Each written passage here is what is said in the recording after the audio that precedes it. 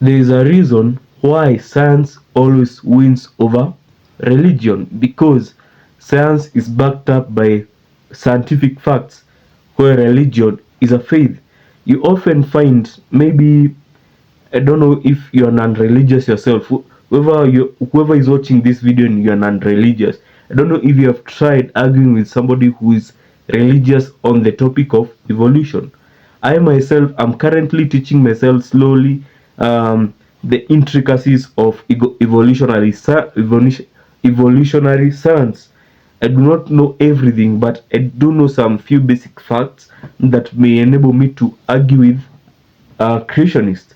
Now, creationists, they're in this big dilemma because even in school, we used to learn about evolutionary science, and at the same time, we learned religious studies. So, if you bring that idea of creationism and we analyze the creationism of the two main religions, that is Islam and Christianity, they are indeed very flawed on a lot of things, and they are also unsupported by data. So this religious person is usually in a very tricky position. He does not want to give up the faith, but he wants this religion to be in sync with the science that is being discovered by people right now. And the way they try to connect the dots, they try to misinterpret their own scriptures. They feel themselves that they are lying to themselves, but they have not had enough convictory data to say, I call it quits on the religion. I myself was there. You are being exposed to that data, but you are not willing to be honest with yourself. So that if there's a subject religious people fear the most, it's evolutionary science. This is something that most of them are just forced to outrightly deny it, because they cannot. It's not as easy as misinterpreting the book, or basically just lying directly with a lot of conviction. This one puts them into a real dilemma of themselves. It's like similar. It's similar to this question of this religion called Islam. This, you ask them, is it good, is it right or wrong to marry a child?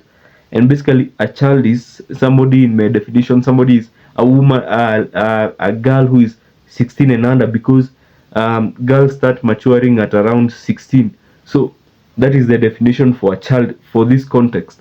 If you ask them, is it okay to marry a child, they'll say no.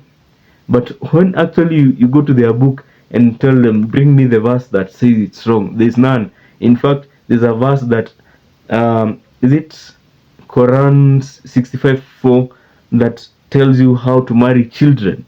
There's that verse. Now they will try to misinterpret it somehow, but even them, they feel this is wrong, and they try to make it as if it's the context of that time, which is again a lie to themselves. So it's such a similar dilemma, but it's very powerful. And if there's something that has enabled people to really get out of their faiths, or basically overcome unfactuated data, is the evolutionary science, because it's so problematic, so damaging. Imagine you're trying to pitch somebody the existence of an all-knowing, all-powerful being, and yet this being has no idea of how he created beings. So it's such a hot topic, and maybe even meet somebody who knows this topic well, you are going to discuss it in depth. So that's it for my first video. See you in the next video.